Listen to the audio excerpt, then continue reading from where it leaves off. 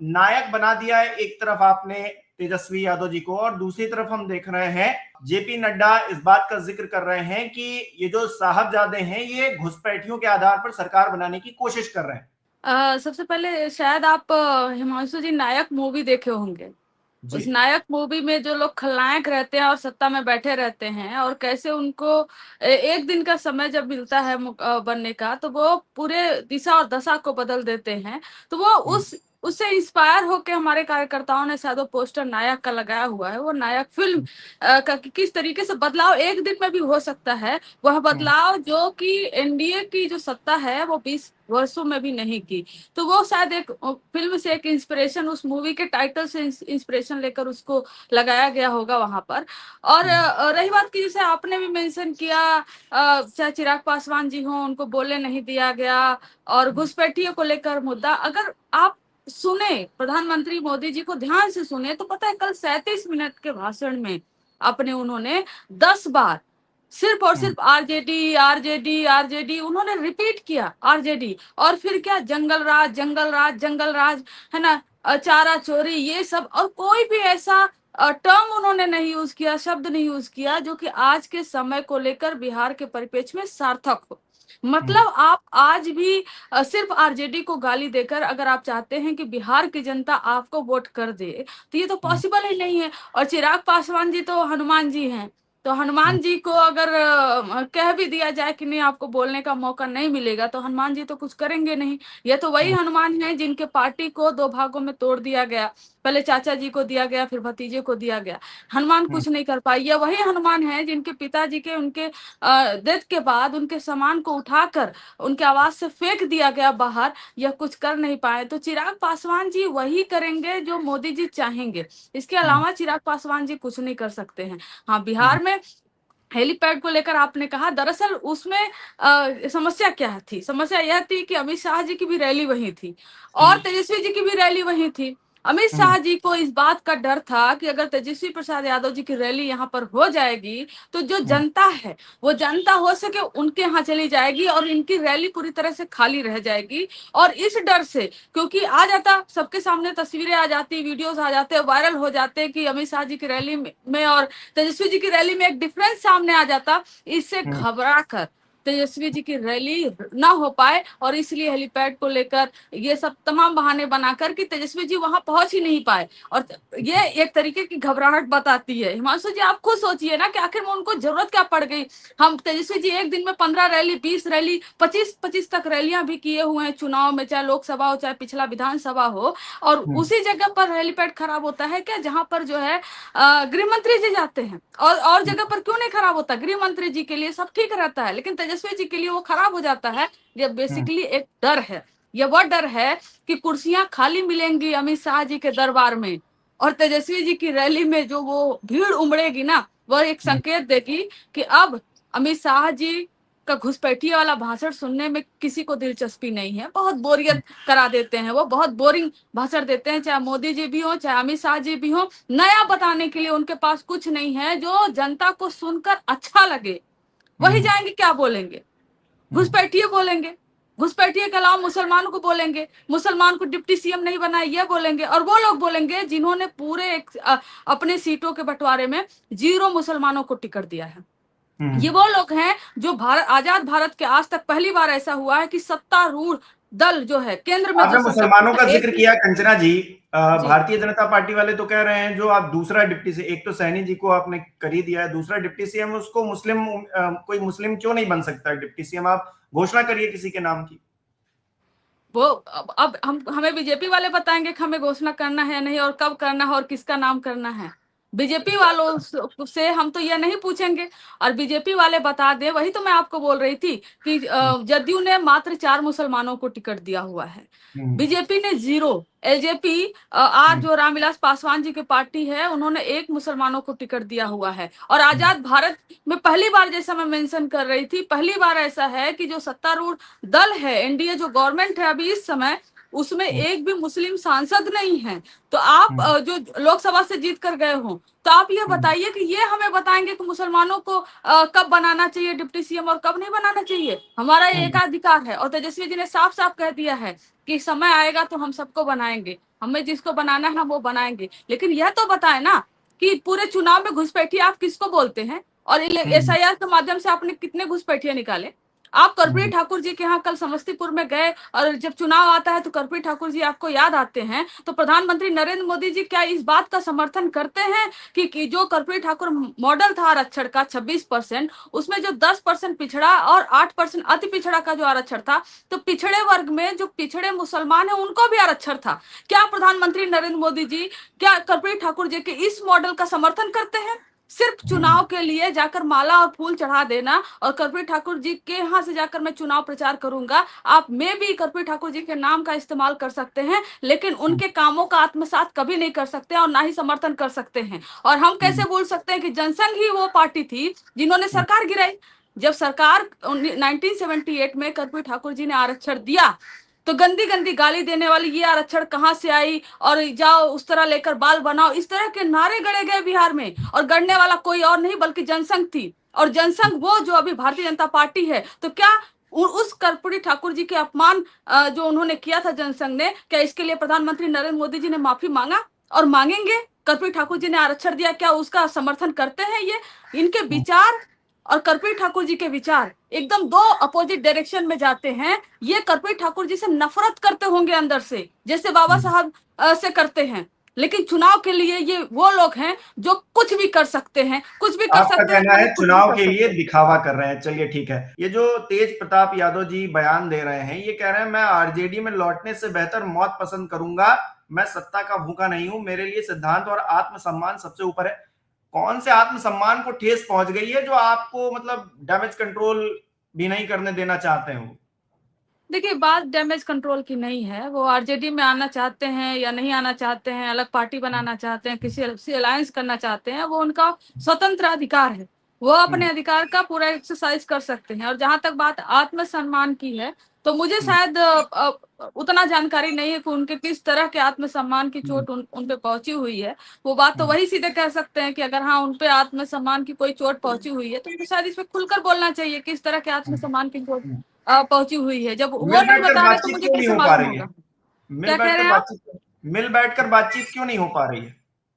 देखिए, मिल बैठकर बातचीत वो तो मैं नहीं करूंगी, वो लालू जी करेंगे मिल बैठकर बातचीत। और अब अगर पार्टी से उनको निकाले हैं या फिर परिवार से उनको निकाले हैं, तो उनकी भी अपनी वजहें रही होंगी। और ऐसा नहीं है कि इतना आसान होता है कि कोई पिता अपने पुत्र को जो है घर और परिवार से बाहर कर दे। इतना आसान तो होता नहीं है। मतलब कि पिता और पुत्र का जो प्रेम होता है या माता का होता है, घर परिवार से बाहर कर देना और पार्टी से बाहर कर देना, वो उनका जो निर्णय होगा वो शायद बहुत ही कठोर दिल से लिए होंगे, और जो भी निर्णय लिए होंगे। सियासी और रणनीति तो नहीं है, मतलब सत्ताधारी पार्टी को घेरने के लिए या कोई माहौल बनाने के लिए? नहीं, सत्ताधारी पार्टी को घेरने से अगर हमें हो जाता कि परिवार से कोई है, तो इस तरीके से तो क्या आपको लगता है कि अगर भारतीय जनता पार्टी में और माहौल बनाना होता या भारतीय जनता पार्टी में किसी पे सवाल उठ रहा होता, तो भारतीय जनता पार्टी के कोई भी नेता अपने पुत्र को अपने परिवार से और घर से बाहर निकाल देता? नहीं करता।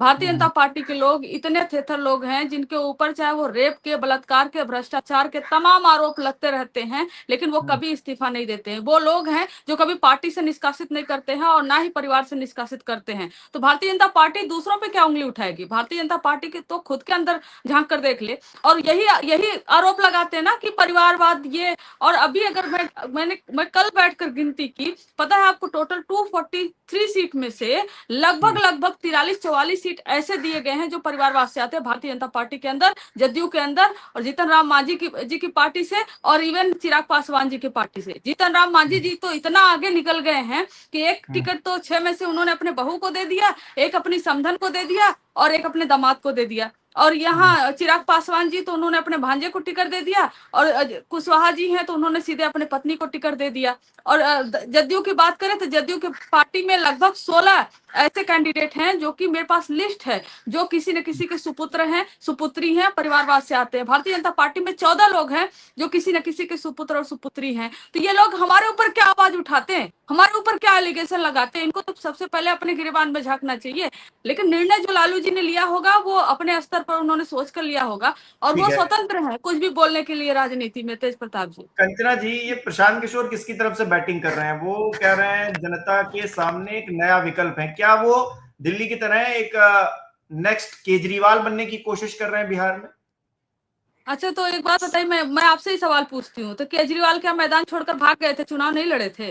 केजरीवाल तो सबसे पहले वो लोकसभा तो का चुनाव जो प्रधानमंत्री जी के खिलाफ प्रधानमंत्री लड़ गए थे। प्रधानमंत्री नरेंद्र मोदी जी के खिलाफ लड़े थे जाकर, फिर दिल्ली में बिल्कुल। चुनाव लड़े। कभी ऐसा हुआ कि केजरीवाल मैदान छोड़कर भाग गए और बोले हम तीसरा पार्टी है, हम थर्ड ऑप्शन है, हम थर्ड ऑप्शन बनने के लिए मैदान में उतरना पड़ता है? सबसे पहले तो माहौल आपने बनाया कि राघोपुर से लड़ेंगे, हम जाएंगे, तेजस्वी का जमानत जब हो जाएगा। आपने तो बहुत ढोल लेकर गए, आप पूरा पीटे, पूरा माहौल बना, मीडिया में भी एक दिखाने लगा थर्ड फ्रंट, मतलब 22% वोट उनको मिल रहा है। बताइए, जिनको 22% वोट अगर मिल रहा होता एज पर देयर सर्वे, तो मैदान छोड़कर भागते कभी क्या? लड़ लेते, कहीं से भी लड़ लेते जहां से जीत जाते।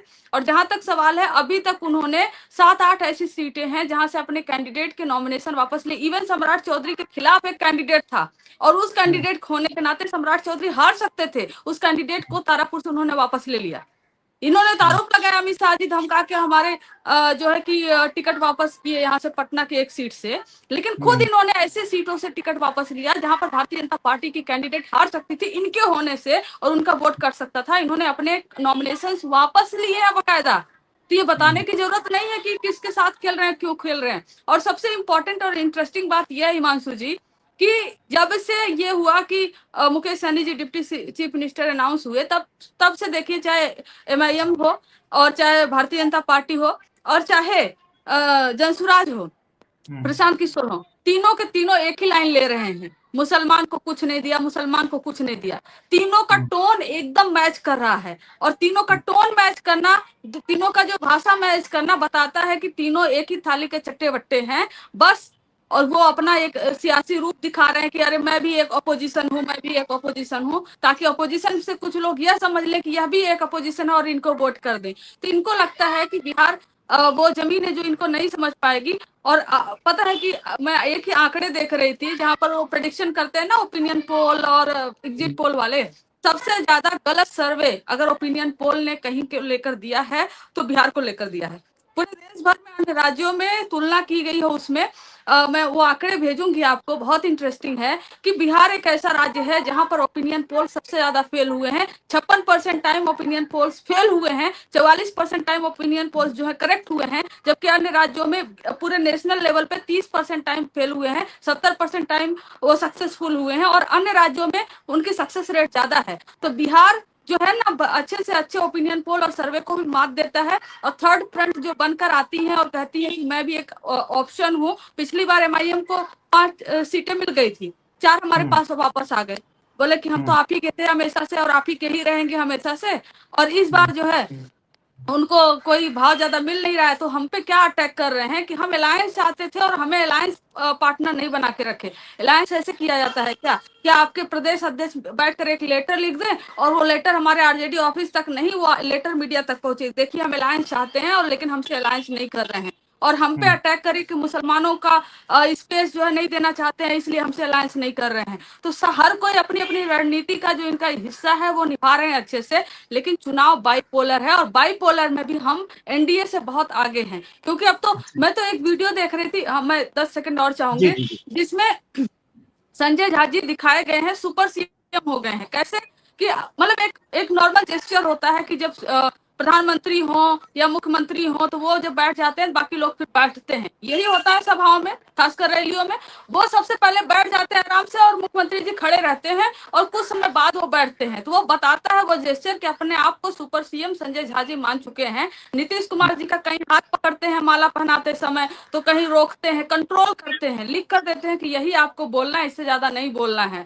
तो वो तो पब्लिक देख ही रही है हमारे नीतीश चाचा जी को कैसे निपटाया जा रहा है। जब हमारे नीतीश चाचा कह रहे हैं ना, तो हमें दुख होता है इस बात का कि भारतीय जनता पार्टी अपने एजेंट भेजकर नीतीश चाचा जी को निपटाने पे लगी हुई है। अच्छा कंचना जी, नीतीश जी को निपटाने में चिराग पासवान की कोई भूमिका है इस बार की नहीं? क्योंकि पिछली बार तो थी, उन्होंने वहां वहां अपने उम्मीदवार भी उतार दिए थे, लेकिन हाल उनका भी बहुत बेहाल हो गया था। एक सीट जीते थे, कितनी 132 पता नहीं कितनी सीटों पर चुनाव लड़े थे। इस बार आपको लग रहा है, क्योंकि खुद भी चुनाव मैदान छोड़कर भाग गए हैं, उनके जीजा कह रहे हैं कि हम चुनाव नहीं लड़ेंगे, और पहले कह रहे थे बिहारी फर्स्ट, बिहार फर्स्ट, तो पता नहीं क्या क्या नारे दे रहे थे, हम बिहार हाँ, आकर काम करना चाहते हैं, आप चुनाव ही नहीं लड़ेंगे।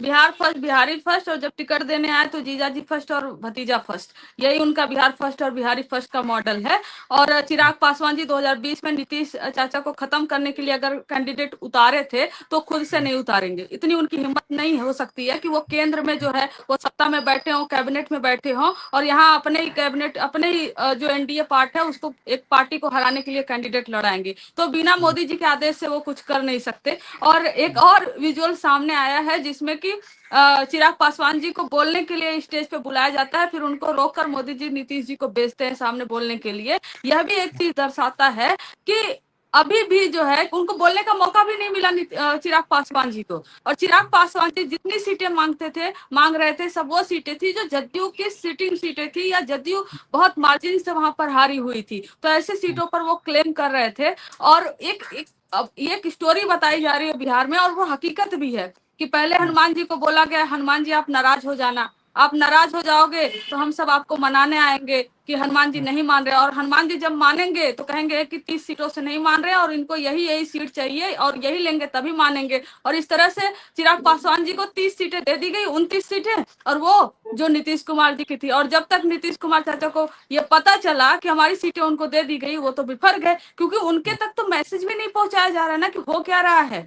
उनको तो बस एक इस्तेमाल किया जा रहा है कि आप आइए, 2-4 लाइन बोल दीजिए और बोले कि सब कुछ ठीक है, नीतीश जी स्वस्थ हैं। तो हम तो खुद ही पूछना चाह रहे हैं कि कल का चुनावी भाषण अगर प्रधानमंत्री नरेंद्र मोदी जी का सुन लीजिए, 2020 में वो जहां जहां चुनाव प्रचार करते थे, अब की बार नीतीश सरकार, अब की बार नीतीश सरकार। और जब अमित शाह जी, जब सवाल उठने लगा कि क्या नीतीश कुमार जी को फिर से मुख्यमंत्री बनाएगी भाजपा, तो अमित शाह जी ने बोला कि नीतीश कुमार जी ही मुख्यमंत्री होंगे, मैं यहाँ पर फुल स्टॉप लगाता हूँ और अब से इस पर कोई बात नहीं होगी। ये अमित शाह जी का स्टेटमेंट था। तो इस बार तो क्यों कॉमा और पॉज भी नहीं लगा रहे, इस बार तो फुल स्टॉप छोड़ दीजिए। इस बार आपकी बार एनडीए सरकार, अब की बार एनडीए सरकार, प्राइम मिनिस्टर नरेंद्र मोदी जी बोल रहे हैं, क्यों नहीं बोल रहे हैं अब की बार नीतीश सरकार 2020 की तरह, 2010 की तरह? नहीं बोल रहे हैं क्योंकि यही इनको लग रहा है ये महाराष्ट्र कांड दोहराएंगे यहाँ पर, तो महाराष्ट्र कांड तो यहाँ पर नहीं ही दोहरा पाएंगे, ये बिहार है और इनको पलट देगा। और एक महारानी सीरीज का एक वो डायलॉग नहीं है कि जो है कि जब जब आपको लगता है, बिहार की एक खासियत है, जब जब आपको लगता है कि आप बिहार को समझ गए हो, बिहार आपको झटका देता है। सम्राट चौधरी ये कह रहे हैं कि लालू प्रसाद यादव तो गब्बर सिंह है, सिर्फ बिहार की जनता को लूटा है, चारा खा गए, नौकरी के बदले जमीन, मतलब तमाम बातों का जिक्र कर रहे हैं, गब्बर सिंह बता रहे हैं। हाँ, गब्बर सिंह बता रहे हैं तो उसमें लूट रहे होंगे ना ये हमारे साथ। इनके पिताजी थे शकुनी चौधरी जी, तब तो हमारे यहाँ मलाई खा रहे थे आरजेडी की जब सरकार थी। ये भी लास्ट चुनाव तब जीते थे जब थे, अभी इस बार चुनाव जीत रहे, लड़ रहे हैं, देखते हैं जीतते हैं कि नहीं जीतते हैं। तो ये तो खुद ही पे सवाल उठाते हैं भाई, तब तो आप हमारे यहाँ हुआ करते थे। और सबसे इंटरेस्टिंग बात दो निकल कर आई है और हिमांशु जी, कि जेपी नड्डा जी बोल रहे हैं कि जब मैं पैदा हुआ था तो लालू जी के शासन का जंगल राज देखा था। पता है 1960 में पैदा हुए थे वो, और 1990 में हमारी सरकार बनी थी। तो बताइए 1960 में हमारी सरकार थी क्या, जब वो पैदा हुए थे तब वो जंगल राज देखे थे? और एक और जो दूसरी इंटरेस्टिंग बात ही कह रही हूँ कि अमित शाह जी कैसे चोरी कर लिए हमारे नारों का। हम तेजस्वी जी के मुंह पे जुबान पर ये रहता है कि पढ़ाई, कमाई, दवाई, सिंचाई, ये बहुत बार सुना होगा, आप सबने सुना होगा। अमित शाह जी के ऑफिस से ट्वीट आता है, अमित शाह जी के ऑफिस ऑफ अमित शाह जी का जो ट्वीट है उस पर भी उन्होंने लिखा है पढ़ाई, दवाई, सिंचाई, कमाई। मतलब इनके पास नारे भी नहीं है, ये नारे वो चुरा रहे हैं जो हमारे नारे हैं। तो एक ये तमाम तरीके के वो लोग हैं जो सत्ता में 20 साल बैठे रहे और तब की सरकारों को गाली देते हैं जिस सरकारों में रहकर इन्होंने मलाई खाई, और अब जाकर वो जंगल राज हो गया। तो इनका क्या है एजेंडा? इनका एजेंडा पता है ना, बिहार में नौकरी देने का है। और जब अमित शाह जी से पूछा गया कि आपने इंडस्ट्री क्यों नहीं दी 20 सालों में, और 2011 से आप केंद्र में, 2014 से केंद्र में सरकार में हैं आप 11 सालों से, तो क्या कहते हैं जमीन नहीं है बिहार में, जमीन नहीं है बिहार में इसलिए इन्होंने इंडस्ट्री नहीं दी। एआई हब बनाएंगे, अब आईटी हब बनाते रह गए, आईटी हब बना नहीं, और टेक्सटाइल पार्क की बात हो रही थी।